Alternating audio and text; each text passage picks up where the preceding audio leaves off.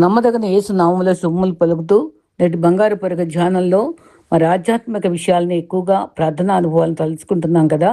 వాటిల్లో కొన్ని మరి చక్కని మాటల్ని మనం తెలుసుకుని మన ఒక సాక్ష్యం ద్వారా తర్వాత ఆత్మ వరాల గురించి క్లుప్తంగా చెప్పుకొని ఇది నాన్న వాక్యాన్ని ముగించుకుందాం. అయితే మరి ప్రార్థన ఏం చేస్తుంది అనేది ఇప్పుడు వరకు చెప్పుకుందాం, ఇంకా కొన్ని చెప్పుకుందాం. హృదయంలో అల్లకొల్లాలు ఉన్నప్పుడు స్థిరపరిచేది ప్రార్థన. జీవితపు గడ్డు సమస్యల్లో దేవుని తీర్మానాన్ని నీవు అంగీకరించడే ప్రార్థన. జీవితంలో ప్రతి విషయంలో దేవుని నమ్మటమే ప్రార్థన. దేవునితో పరస్పర సహవాసం ప్రార్థన. సంతృష్టిని పొందేందుకు ఆత్మ తృష్ణను తీర్చే స్థలము ప్రార్థన. దైవాత్మలో మన ఆత్మను ఉన్నతమైన విధంగా శ్రేష్టమైన విధంగా ఐక్యపరుచుకుంటే ప్రార్థన. నీ స్వచిత్తము దేవుని చిత్తం దాకా అప్పగించుట ప్రార్థన. దేవునితో స్నేహ సంబంధం మూలంగా కలిగే ఆనందము ప్రార్థన. శోధన నుండి తప్పించుకుంటకు మెలుగుగా ఉండటే ప్రార్థన. పరిశుద్ధమైన దేవుని సన్నిధిలో నీ పాపం గ్రహించి దాన్ని విసర్జించి నీ జీవితము దేవుని దృష్టిలో సరిచేసుకుంటే ప్రార్థన. ఆత్మరక్షణకై సేవ ఫలించుటలో దేవునికి సహాయం కోరేది ప్రార్థన. ప్రతి ఒక్కరిను దేవుని అడిగి పొందుట ప్రార్థన. వాక్యము ధ్యానము ఈ రెండు చాలా అవసరం.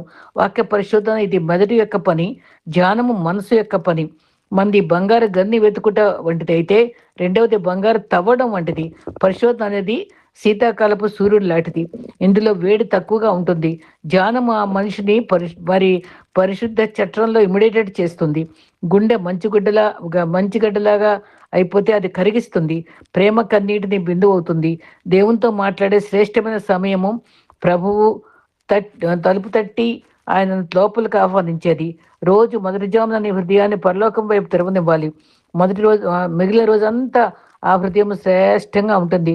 ఉదయమే తన హృదయాన్ని లోకంలో పోగొట్టుకున్నవాడు రోజంతా దాన్ని కనుగొనడం కష్టం. క్రైస్తవుడా, నువ్వు ఉదయకాల ధ్యానం దేనిపై ఉండనేమో. నేను ఉదయం మండేంత వరకు ప్రార్థించడం నేర్చుకో. కీడు చేసి శ్రమ అనుభవించట కంటే మేలు చేసి శ్రమ అనుభవించట మేలు. తప్పు చేసి క్షమాపణ చెప్పడం కంటే అపార్థం చేసుకున్న వారిని క్షమించడం, క్షమాపణ చెప్పటం మేలు. వాక్యాహారం ఎట్టి తృప్తినిస్తుందో వర్షం కురిసి కొన్నాళ్ళయి ఎండిపోతున్న చెట్లకు నీటి వాసన తగిలినట్లు, తొలకరి వాన ప్రవాహమై దప్పికను తీర్చి సంతృప్తిని పరిచినట్లు అంతరంగంలో వాక్య శక్తి తృప్తినిస్తుంది. దేవుని మొదట పరీక్ష నిరూపించుకునేందుకు ఓర్పుతో సహనంతో ఎదురు చూడాలి. మరి దావీదు గొర్రెలు కాసుకునే వ్యక్తిగా జీవించగా రాజు అవుతాడని కల్లో కూడా ఊహించుకోలేదు. రూతు యవనంలో విధవరాలైంది. అతతో పొలంలో పరిగేరుతూ తన జీవితంలో తదుకుడైన బోయాస్తో వివాహము క్రీస్తు వంశావళిలో స్థానం ఉంటుందని ఆవిడ ఊహించలేదు. ప్రతి వ్యక్తి జీవితంలో మలుపు ఉంటుంది. ఏదో ఒకనాడు దైవవాక్యం చేత పోషించబడి ప్రతిభగలవాడిగా తీర్చిదిద్ది అతని శ్రమలు, ఇరుకులు, ఇబ్బందులు గుండా మెరుగుపెట్టి ప్రకాశవంతంగా చేయగల సమర్థత ప్రభువుకే ఉంది. కొండ మీద కట్టబడిన గృహం పట్టణం వలె మార్చగలడు. దేవుడు తన సమయమంతా తన ప్రణాళిక చొప్పున ఆ కార్యాన్ని తప్పక చేయగలడు. దీపస్తంభంపై పడిన వ్యక్తికే కాదు, చూచివారికి కూడా ఆశ్చర్యం కలిగిస్తుంది. ప్రభువుని ఎరిగిన వాడి కంటే ఎక్కువగా బలవంతుడు ఉండడు. ప్రభుపై ఆనుకునే వారి కంటే జయవంతుడు ఉండడు. ప్రభువుతో నేనే జీవము అన్నట్టు వ్యక్తి కంటే ఐశ్వర్యవంతుడు మరొకడు అండు. కాబట్టి మనం అటువంటి ఐశ్వర్యవంతులంగా ప్రభులో జీవిద్దాం. మరి వాక్య ధ్యానంలోకి వెళ్ళిపోదాం.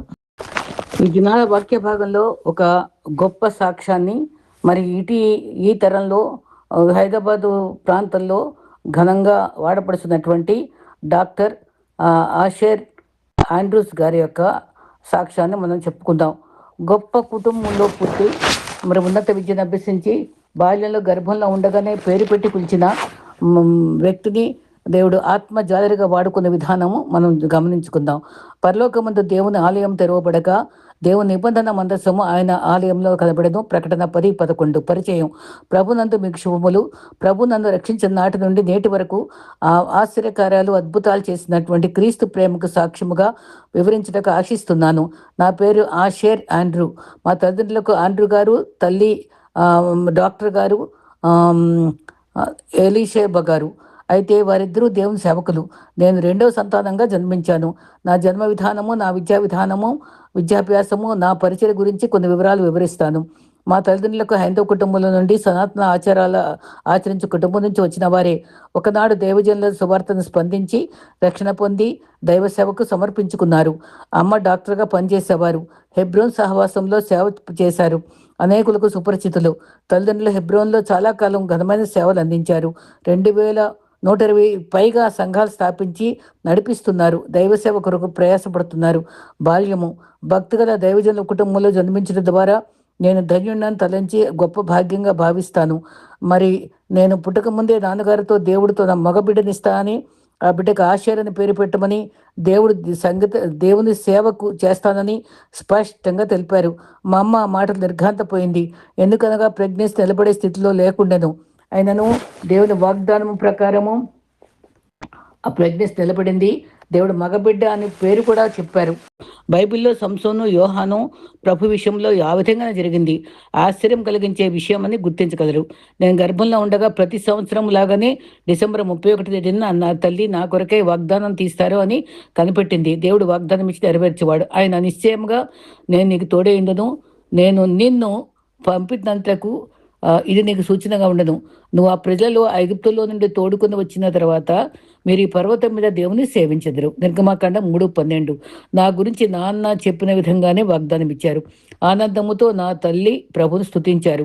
పర్వతం మీద సేవించెదరు అనే వాగ్దానము మోషేకు 80 సంవత్సరాలప్పుడు మండుచున్న పొదలో బయలుపరచగా మోషే నత్తివాడనని సాకులు చెప్పి తప్పించుకోవాలనుకున్నాడు. దేవా, నీ పేరు ఏమని చెప్పాలని వినయంగా అడిగాడు. అందుకు దేవుడు నేను ఉన్నవాడను అనువాడనని చెప్పాడు. మోషేతో చెప్పినటువంటి వాగ్దానం ప్రకారము నీవు వచ్చి నన్ను సేవించి ఐగుప్తులో నా ప్రజలు బానిసలుగా ఉన్నారు, వారిని విడిపించి తీసుకుని రావాలి అని అభయమిస్తారు. ఆయన పర్వతం మీద సేవించాలని చెప్పగా ఆ స్థలం నిశ్చయమైంది. మా నాన్నగారికి దేవుడు చెప్పిన పేరు చాలా మందికి పరిచయం కాకపోవచ్చు. ఆశ్చర్య వద్ద శ్రేష్టమైన ఆహారం కలదు, రాజులకు తగిన మధుర పదార్థములు అతడు ఇచ్చను. అది కాండ 49:20. ఆ రోజుల్లో మరి స్కానింగ్ చేసే యంత్రాలు ఎక్కువగా లేవు. పుట్టక మునిపే నా పేరు పెట్టబడింది. అనేక మంది దైవజనుల విశ్వాసాల పరిసరాల్లోనే నేను పెరిగాను. నేను జూన్ 29న జన్మించాను. మా ఇల్లు మందిరం ఒకే కాంపౌండ్లో ఉండటం వల్ల ఉదయాన్నే కుటుంబ ప్రార్థన క్రమంగా జరిగేది. మరి మిగిలిన సమయాలు దైవజనులు సేవకులతో గడిపేవాడిని. సాయంత్రం మరలా కుటుంబ ప్రార్థనలో పాల్గొనేవాడిని. దైవిక వాతావరణంలో భక్తిలో పెరిగాను. అమ్మకు ప్రభు ఇచ్చిన వాగ్దానం చాలా పెద్దగా వ్రాసి గదిలో ఉంచారు. మరి ఆశయం మేరకు నేను తొలగిపోకూడదని దాన్ని పదే పదే జ్ఞాపకం చేసేది. నేను గర్భంలోనే పిండంగా ఉండగా నేను సేవకు పిలుచుకుని దేవుడు పిలిచాడని చెప్పింది. బాల్యంలో సండే స్కూల్ వాక్యాలు కంఠత చేసేవాడిని. నాకు బైబిల్ జ్ఞానం విషయమే అమ్మ చాలా శ్రద్ధ తీసుకునేవారు. నేను వాక్యాలు చెప్పడం చూసి ఎలా నేర్చుకున్నావు అని అడిగేవారు. మా తల్లి క్రమంగా బైబిల్ చదువుటకు ప్రోత్సహించేది. నాకు ఒక బైబిల్ ఇచ్చి నాకు అర్థమైన రీతిగా డైరీలో రాయమని చెప్పేది. ఉదయం సాయంత్రం బైబిల్ చదువుటకు ప్రోత్సహించేది. నేను బైబిల్ చదవటం పూర్తి చేయగా నాకు ఒక బహుమతి బైబిల్ ఇచ్చింది. చాలా నెమ్మదిగా వాక్యం చదువుట ప్రారంభించాను. ప్రభు వాక్యం ద్వారా మాట్లాడటకు ఆరంభించారు. నాకు రక్షణ లేకపోయినా మంచి అబ్బాయిని కాబట్టి పరలోకానికి వీసా ఉంటుంది అని అందరూ తలంచేవారు. నా మనసుకు తెలుసు నాకు రక్షణ నిశ్చయిత లేదు. నేను సువార్త చెప్పడంలో ప్రతిభ కనపరిచేవాడిని. నా తరగతిలో సువార్త ప్రతిభ కలిగిన వాడిని.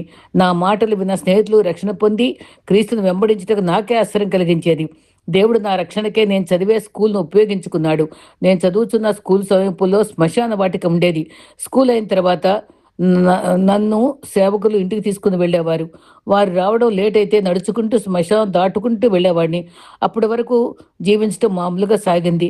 ఒకరోజు తరగతిలో ఉండగా టీచర్ రాలేదు. శవాన్ని కాల్చడం చూశాను. ఆ శరీరము వంగి ఉంది. టకటకమనే శబ్దాలు వినిపించాయి. ఆ దృశ్యాలు చూసిన తర్వాత చదువుకోవడానికి తరగతి గదికి వెళ్ళాలనిపించలేదు. ఆ శవం చివరగా బూడిదగా మారింది. ఒక మనిషి శవం బూడిదగా మారుట నన్ను తీవ్ర ఆలోచనకు గురి చేసింది. నేను మరణిస్తే పరలోకానికి వెళ్ళాలని తలంచేవాడిని. ఒకరోజు బైబిలు స్టడీ మా నాన్నగా నిర్వహించారు. నీవు సేవకుని కుమారుడవైనా పాపంలో మరణిస్తే నువ్వు నరకం తప్పుదని బోధించారు. అప్పుడు నా వయసు 10 సంవత్సరాలు. అప్పటి దాకా నేను పాపిని కాదని ధైర్యంతో ఉన్నాను. నేను జన్మతోనే పాపినని పరిశుద్ధాత్మ దేవుడు ఆ రోజు నన్ను ఒప్పించగా నా పాపముల విషయమై పశ్చాత్తాపడ్డాను. అప్పుడు నేను వెంటనే మోకరించి ప్రార్థించాను. నా బలహీనతలన్నీ ప్రభు క్షమించి ఆయన రక్తంలో కడగమని ప్రార్థించాను. వాక్యం నన్ను రక్షణలోకి నడిపించింది. రక్షణ పొందాను. ప్రమాద భద్రుడినై బైబిల్ ఎక్కువగా చదువుటకు ఆరంభించాను. చాలా ఇష్టం కలిగింది. ఈ రకంగా నీ ధర్మశాస్త్రం నాకెంతో ప్రియంగా ఉన్నది. దీనివల్ల నేను దాన్ని ధ్యానిస్తున్నాను. నీ ఆజ్ఞలు నిత్యము నాకు తోడుగా ఉన్నవి. నా శత్రువులను మించిన జ్ఞానమైనం కలుగు చేయుచున్నవి.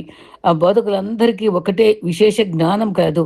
నీ ఉపదేశములు నేను లక్ష్యం చేయుచున్నాను. కీర్తనలు 119, 98, 99, 100. ఈ 3 వచనాలను నా జీవితంలో నెరవేర్చమని ప్రభువును ప్రార్థించాను. ప్రతిరోజు మౌన ధ్యాన సమయంలో దేవుడు నాతో మాట్లాడిన విషయాలను డైరీలో రాసుకుంటూ నిబంధన చేసుకున్నాను. ఆత్మీయ జీవితానికి ఉద్యోగం ఇదేనని ప్రార్థన ధైర్యంగా సాక్ష్యం ఇవ్వగలను. నేను 7వ తరగతిలో ఉండగానే బైబిల్ 7 సార్లు చదువు ముగించాను. తర్వాత బైబిలు నిదానంగా చదివి లోతుగా ధ్యానించాలని ప్రార్థించాను. విశ్వాస యాత్రలో పెద్ద సమస్య ఏదనగా జయ జీవితం జీవించాలని బ్యాప్టిజం తీసుకుంటకు జాప్యం చేస్తారు. నేను కూడా 1999 నుండి 2004 వరకు బ్యాప్టిజం వాయిదా వేశాను. ఆయన ఎందుకు నిలిచి ఉండు వాడెవడను పాపం చేయడు, పాపం చేయబడెవడు ఆయనను చూడను లేరు, ఎరుగునూ లేరు. 1 యోహాను 3:6. ఆ విషయము విన్న ప్రసంగాల్లో రక్షణ స్థిరత ఉందా, నిశ్చయత ఉందా లేదా తేదీ తెలుసా అని ప్రశ్నించారు. నేను పాపాలు చేసేవాడిని కాదు. ఎప్పుడైనా చెడు ఆలోచనలు వస్తే నా రక్షణ స్థిరం నిజమైంది కాదని అపవాది భ్రమపరిచేవాడు. నాలో కలవరం ఉండేది. నేను దైవజన కుమారుడని అందరూ గౌరవించేవారు. 9వ తరగతిలో కలవరము శృతి మించింది. ఒకరోజు స్కూల్లో బస్సులో కూర్చుని ఈ కలవరాన్ని పలకాలనుకున్నాను. బయట మైక్ నుండి సినిమా పాటలు కనిపించాయి. అవి వినుట పాపమని భావించాను. సంగీతం అంటే ఇష్టం, ఆకర్షణ ఉండేది కానీ ప్రార్థన ద్వారా జయం పొందాను. స్కూల్ నుండి వ్యాసరచన పోటీ జరిగే సమయంలో నేను తరగతికి లీడర్గా ఉన్నందున ఇంటర్ స్కూల్ పోటీలో పాల్గొనమన్నారు. నేను నిరాకరించాను. ప్రిన్సిపల్ గారే చెప్తామన్నారు. నా పేరు ఎన్నుకున్నారు. నేను పాల్గొనకపోతే స్కూల్ నుండి తీసేస్తానని బెదిరించారు. తప్పలేదు.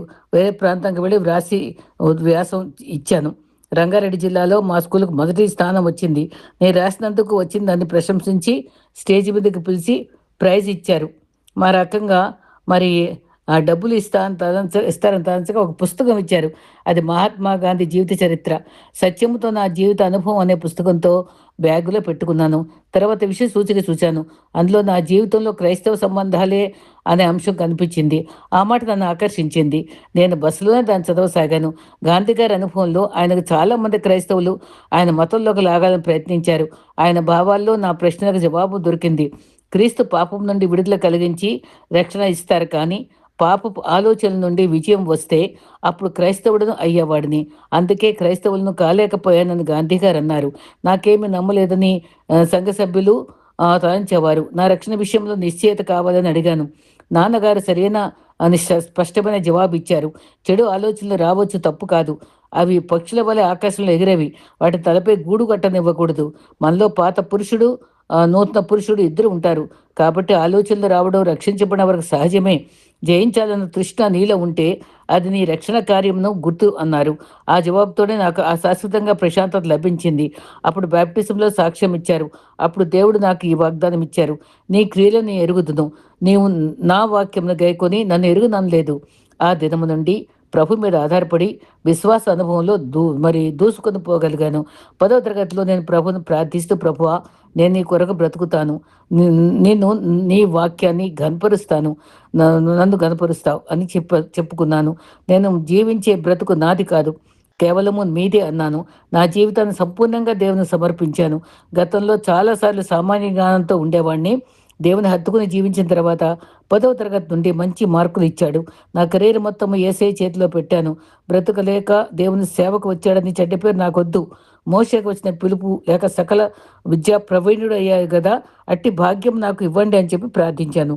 గత కాలంలో 10వ తరగతి పరీక్ష సమయంలో, సైన్స్ పరీక్ష సమయంలో చాలా తీవ్రంగా జ్వరం వచ్చింది. 104 డిగ్రీల జ్వరంతో పరీక్ష రాశాను. సైన్స్ నాకు చాలా ఇష్టమైన సబ్జెక్టు. ప్రార్థించాను. వాగ్దానం ఇచ్చారు. ఇర్మియా 33:3. నాకు మొరపెట్టుము, నీకు ఉత్తరం ఇస్తాను. నువ్వు గ్రహించలేని గొప్ప సంగతులు, గూఢమైన మర్మములు నీకు తెలియజేస్తాను. ఆ 1 గంటలో పేపర్ ముగించి వచ్చాను. పేపర్ రాయలేదని తలంచి ఇన్విజిలేటర్లు నేను సహాయం చేయనా అని ప్రశ్నించారు. వద్దన్నాను. ఆ తర్వాత రిజల్ట్స్ వచ్చాయి. సైన్స్లో 100కి 100 మార్కులు పొందాను. స్టేట్లో 17వ ర్యాంక్ వచ్చింది. 10వ తరగతిలో ఫోటో పేపర్లో వేశారు. డాక్టర్ చదవమన్నారు. నాకు మానసిక శాస్త్రంలో సీటు వచ్చింది. నేను సేవ చేయడానికి ఆ కోర్సు చేయాలని అనిపించేది. వీధి ప్రసంగాలు చేయవారితో ఏకీవించేవాడిని. నాకు రిజర్వేషన్ లేనందున నాకు కావలసిన దానిలో సీటు దొరకటం కష్టంగా తోచింది.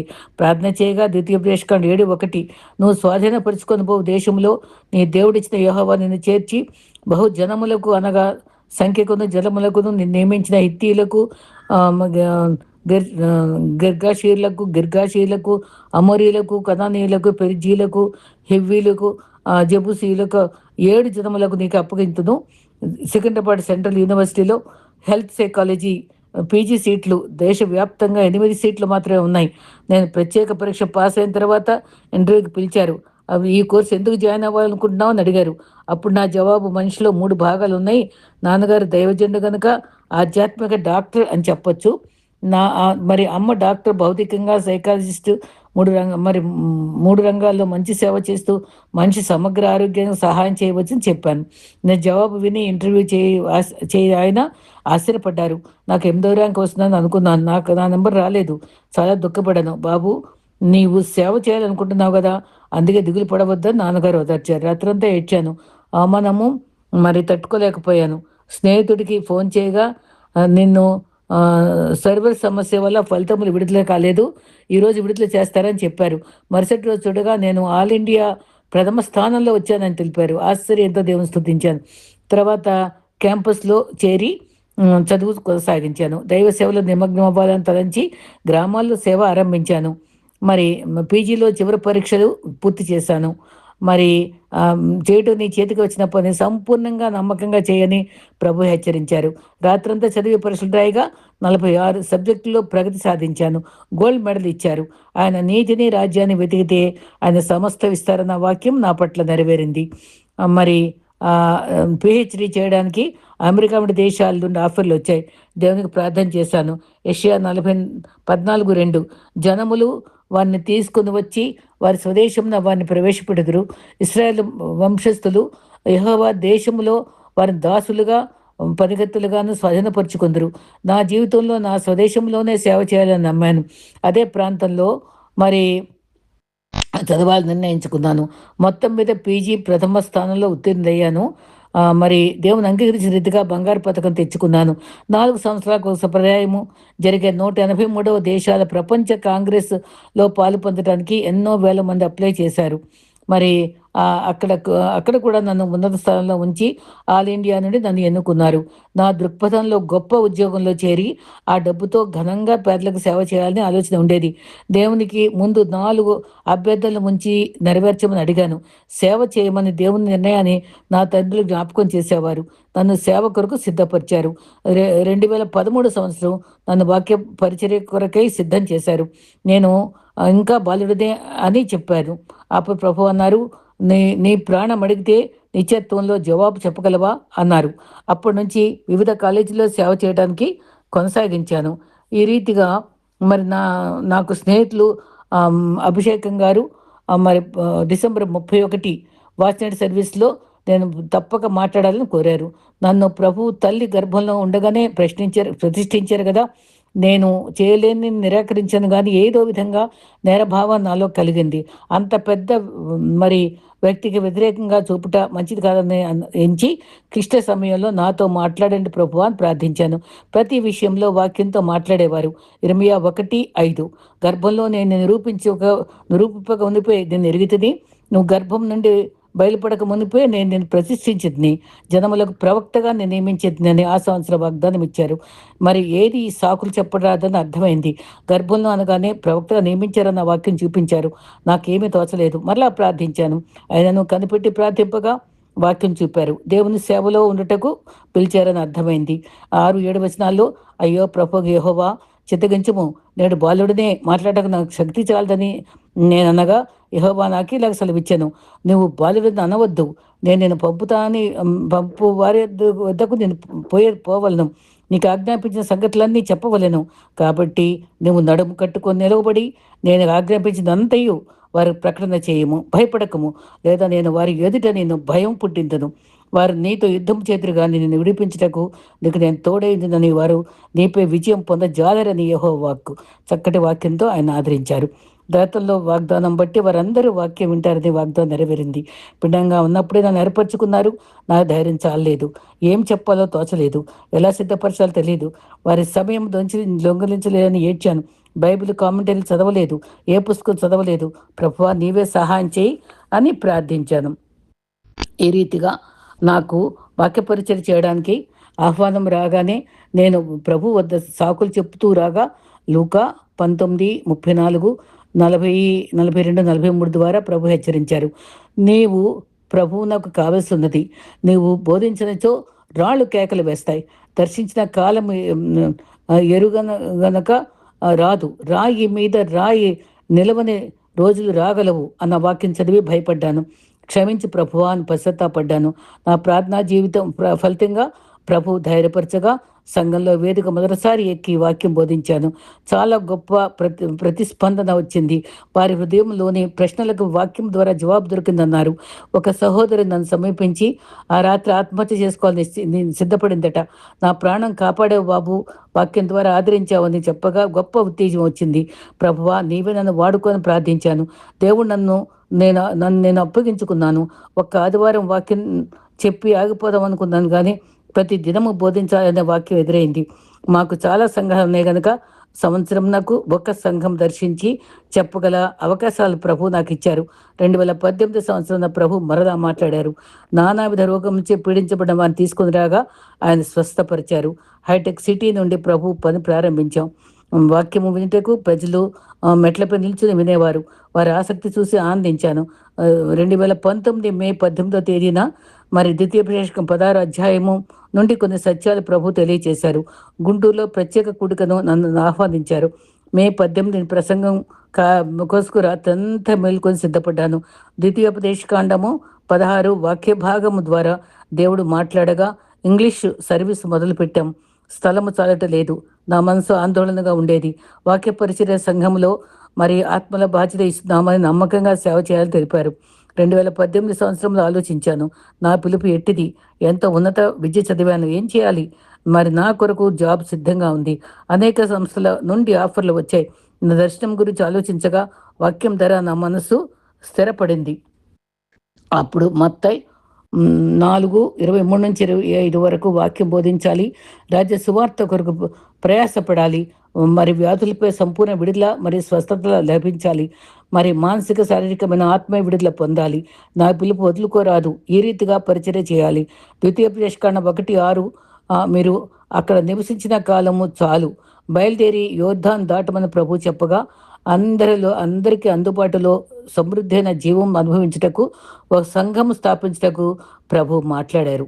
ద్వితీయోపదేశకాండము 1:10-11 నీ దేవుడైన యెహోవా మేము విస్తరింపచేసింది కనుక నేడు మీరు ఆకాశ నక్షత్రం వలె విస్తరించి ఉన్నారు. మీ పితరులు దేవుడైన యెహోవా మీ జనసంఖ్యను 1000 రెట్లు ఎక్కువగా చేసి తాను మీతో చెప్పినట్లు మిమ్మల్ని ఆశీర్వదించును గాక. సంఖ్య విస్తరింపచేసి 1000 రెట్లు ఆశీర్వాదం ఇస్తా అన్నారు. దేవుని మాట వింటకు సంసిద్ధపడ్డాను. ఎక్కడికి వెళ్ళాలి? స్థలము ఖరీదు లక్షల్లో ఉంది. ఎవరిని చేసి అడగలేను. ప్రభువే పోషించాలని ప్రార్థించారు. మే 21వ తేదీన వాగ్దానం చేశారు.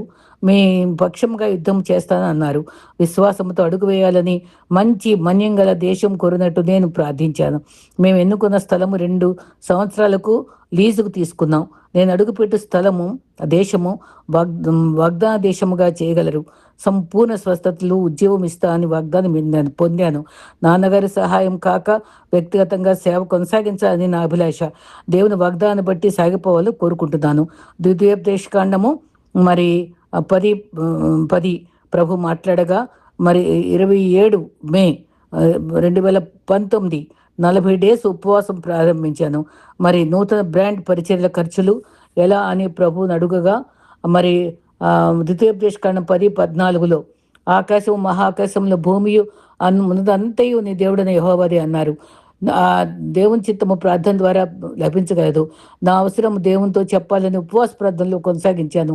జూలై 7వ తేదీన ఉపవాసం పూర్తయింది. మరి జూలై 7వ తారీఖున మరి నూతన సంఘ ప్రతిష్ఠిత అద్భుతంగా పూర్తయింది. ఆ ఆలయ ప్రతిష్ట మరి నిర్ణయం ఆశ్చర్యంగా జరిగింది.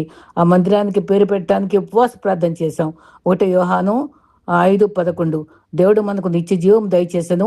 ఈ జీవం ఆయన కుమారుని యందున్నది. అంద అందరికీ అందుబాటులో ఉండాలి. అందరూ స్వేచ్ఛగా ఆనందంగా ఉండాలి. అది స్థలం కోరి ప్రార్థించగా ప్రభువే ఇచ్చారు. నేను వేదాంత విద్య చేయలేదు, కానీ అంచెదినాల్లో ఆత్మ కృమ్మరిస్తా అని వాగ్దానం చేశారు.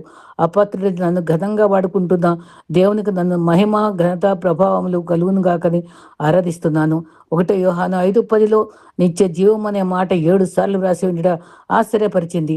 ప్రకటన 11:19 వ్రాయబడిన పరలోకపు టెంపుల్ అనే దేవుడే పేరు పెట్టారు. లైఫ్ టెంపుల్ అని పేరు పెట్టారు. టెంపుల్ అనగా ఆరాధన స్థలం అని అర్థం. యోహాను 10:10 సముద్రాల జీవమిస్తా అన్నారు.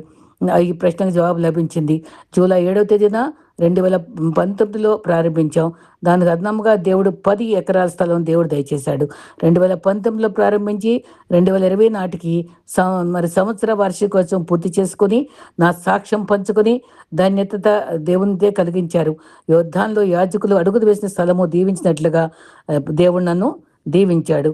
ఈ రీతిగా 1 పేతురు 5:2 ఆధారంగా బలం చేత కాక దేవుని చిత్త ప్రకారము మరి ఇష్టపూర్వకంగా దుర్లాభేక్షతో కాక సిద్ధ మనసుతో మీ మధ్య దేవునికి వందను పై విచారణ చేయించు దాన్ని కాయుడి మందకు మాదిరిగా ఉండే రీతిగా కాయాలని సమర్పణ చేసుకున్నాను. నన్ను ఆత్మీయంగా నిలబెట్టగల విశ్వాసులను వేల సంఖ్యలో ప్రభువే ఇచ్చారు. కొన్ని నిందలు ఇరుగులలో ధైర్యంగా దేవుని చిత్తం నెరవేర్చాను. యూట్యూబ్లో వాక్య పరిచయం ప్రారంభించి ఘనంగా కొనసాగించి ఆత్మీయంగా బలపరిచి నడిపిస్తున్నారు. నా గోల్డ్ మెడల్స్ హోదా వదులుకుని సేవకుడినయ్యాను. 31 సంవత్సరంలో అన్న మరణించినను నన్ను బ్రతికించి గర్భంలో పిండంగా నన్ను గుర్తించి సేవకు నిర్ణయించారు. ఉన్నత విద్యనిచ్చారు. భక్తిగా తల్లిదండ్రుల పెంపకంలో గొప్ప విశ్వాసం నిలబెట్టారు. గొప్ప పరిచర్యను ఇచ్చారు. మంచి దేవుని మహిమార్థంగా జరుగు కృపనిచ్చినందున కృతజ్ఞతతో దేవుని చెల్లిస్తూ నా సాక్ష్యం అనేకులకు మేలుకరంగా ఉండాలని కోరుకుంటున్నాను. అపోస్తలకార్యం 2:42లో వాక్యము ద్వారా ప్రార్థన మరి సహవాసము మీరు ఈ రకంగా అపోస్తల బోధ యందు రొట్టె విరుచుట ప్రార్థన సహవాసం వీటిలో ఎడతెగక నడిపిస్తున్నారు. దేవుని నడిపింపు ద్వారా ధైర్యంగా అడుగులు ముందుకు వేస్తున్నాను. ప్రపంచం అంతా వీక్షిస్తూ ప్రార్థిస్తున్నారు. కొంతమంది కెరీర్ను వదులుకొని సేవలో సహకరిస్తున్నారు. యూట్యూబ్ ద్వారా సందేశాలను మరి అనుసరించి వేల మంది దీవించబడుతున్నారు. ప్రభు మాకు ధైర్యం ఇచ్చారు. మరి ఆయన వైపు చూసి నడవాలని, ఆయనపై ఆధారపడాలని నేర్పించారు. నేను సజీవంగా దేవునికి సమర్పించుకున్నాను. మరి ఈ సాక్ష్యం మీద మిమ్మల్ని అందరినీ దేవుడు దీవించుగాక. ఆమెన్. ఈ విధంగా దేవుని యొక్క వాక్యాన్ని మరి ఎంత చక్కగా ధైర్యంగా మరి ఎంత చక్కగా చదువుకుని కూడా ప్రభు సేవలో నడిపిస్తున్నటువంటి ఈ గొప్ప పరిచర్యలో మరి పాటలు పాడటానికి మా పేటి సింగ్ అన్నయ్య మనవరాలు ఎల్సి గ్లోరీ అక్కడ వాళ్ళు ఇంగ్లీష్ పాటల్లో ఒక్కోసారి తెలుగు పాటల్లో పాడటం నాకు ఎంతో ఆనందం కలిగిస్తుంది. అక్కడ పరిచర్యలు నేను క్రమంగా ఫాలో అవడానికి దేవుడు కృప చూపించాడు. దేవుడు ఇంత గొప్పగా మరి ఒక వ్యక్తిని వాడుకోవడానికి ఆ సాక్ష్యాన్ని నేను రాసేటువంటి ధన్యత నాకు ఇచ్చినందుకు నేను ఎంతగానో స్తుతిస్తున్నాను. మరి ఆత్మల వరాలు అనే పుస్తకంలో నేను రాసినటువంటి పుస్తకం ఆధారంగా మరి ఎంతో చక్కగా మరి దేవుడు అద్భుతమైనటువంటి చక్కని తలంపులతో దేవుడు వాడుకుంటున్నాడు. ఆ భాగాన్ని కూడా మీకు నేను వినిపిస్తాను. క్రీస్తు వరాలు ప్రయోగము. ఈ రకంగా మనం క్లుప్తంగా దీని గురించి చెప్పుకుందాం. మరి అన్య భాషలు అర్థం చెప్పు వరం కూడా ఒక ప్రత్యేక వరమే. మరి చివరిగా మరి మళ్ళీ ఒకసారి సమీక్షగా క్రీస్తులో వరాలు ప్రయోగము. బుద్ధివాక్యము మత్తయి 24:5-7లో క్రీస్తు ఎన్నో అమూల్య సందేశాల్లో మరి అంచెదినాల్లో ఏం సంభవిస్తుందో సవివరంగా తెలిపారు. దాని నెరవేర్పు చూడగలము. అబద్ధ బోధకులు ప్రవక్తలు అంచెదినాల్లో వెలుస్తారు. మరి యుద్ధ వార్తలు వింటారు. కరువులు భూకంపాలు వస్తాయి. సూర్యుడి కాంతి కోల్పోతాడు. అన్ని గుర్తులు తెలిపారు. బుద్ధి వాక్య ప్రయోగము క్రీస్తు నెరవేరింది. నతానెలు చూసినప్పుడు ఇతనిలో ఏ కల్మషం లేని అని ఇశ్రాయేలీయులను బయలుపరిచాడు. నేను ఎలా తెలుసు అని నతానెలు అడిగాడు. అప్పుడు నేను పిలవక ముందే అంజరపు చెట్టు కింద నేను చూశానని చెప్పారు. క్రీస్తు ఉపయోగించినటువంటి బుద్ధివాక్య జ్ఞానానికి అబ్బురపడి గొప్ప విశ్వాసగా మారాడు నతానియేలు. అతని మాటలు బతుకుడా నీవే దేవుని కుమారుడు ఇశ్రాయేలు రాజువు అని అతను పేర్కొంటున్న గొప్ప కార్యాలు చూస్తూనే ఉన్నాడు. ఆత్మల వివేచన. నతానియేలు మరి యెహోవా హృదయ స్థితిని దేవుడు గ్రహించుట వివేచన వరము. ఆత్మాభిషేకంతో దానియేలు నతానియేలు ఇశ్రాయేల్ రాజును గ్రహించుకున్నాడు. యోహాను 6:61. ఒకసారి శిష్యులు మనసులో సణుక్కుంటా క్రీస్తు గ్రహించగలి గద్దించాడు. మరి తర్వాత చేతులు కడుక్కుంటా భోజనం చేస్తున్న దేవుని శిష్యులను గురించి పరిసయ్యులు హృదయాలోచన క్రీస్తు వివేచన ద్వారా గ్రహించుకున్నాడు. ఒక్క మాటలో క్రీస్తు అంజూరపు చెట్లను శపించాడు. క్రీస్తు వేషధారణ గల వ్యక్తులను సహించలేకపోవటయే మరి ఆయన చెట్టును శపించడం కారణమైంది. అది మాట శక్తితో సముద్రాన్ని తుఫాను అణిచారు. విశ్వాస వరము ప్రయోగంతో తుఫాను అణిచిపెట్టబడింది, నిమ్మళించబడింది, శాంతంగా మారింది. శిష్యులు ఆశ్చర్యపడ్డారు. మార్కు 6:37 నుంచి. విశ్వాసంలో గొప్ప శక్తి గల వరం కదా విశ్వాసం. అద్భుతం చేయ శక్తి. క్రీస్తులో అద్భుత శక్తి ఉంది. మరి ఆ శక్తి గుడ్డివాని కన్నులు మరి తాకే కదా కుంటివాని బాగు చేశాడు. మార్కు 4:41. 5 రొట్టెలు 2 చిన్న చేపలు చిన్నవాని నుండి తీసుకుని ఆశీర్వదించాడు. స్వస్థతావరము. కుష్టివాన్ని ప్రేమించి బాగు చేశాడు. ఈ రీతిగా క్లుప్తంగా క్రీస్తు పరిచర్య ద్వారా బుద్ధివాక్యము, జ్ఞానవాక్యము ఇవన్నీ కూడా ఎలా ప్రయోగింపబడినాయో తర్వాత ఆ సంచికలు తర్వాత ఎపిసోడ్లో మనం చూసుకుందాం. ఇంతవరకు క్లుప్తంగా ముగించుకుందాం. ప్రభు కృప మనందరితో ఉండుగాక. ఆయన ఆశీర్వాదాలు ఈ తలంపులతో ఈ సాక్ష్యం ద్వారా ఆత్మీయంగా మన అందరినీ దాంట్లో ఉండే వాక్యాల ద్వారా ఒక వ్యక్తిని ఎలా బలపరిచాయో మన జీవితాలు కూడా అది సమన్వయించుకొని మన జీవితానికి కూడా ఒక మంచి సాక్ష్యాన్ని మిగిల్చుకోవడానికి ప్రభు మనకు సహాయం చేయనుగాక. అట్టి కృప మనందరికీ దయచేసి మరి నిత్య జీవ వారసులను చేయనుగాక. ఆమేన్.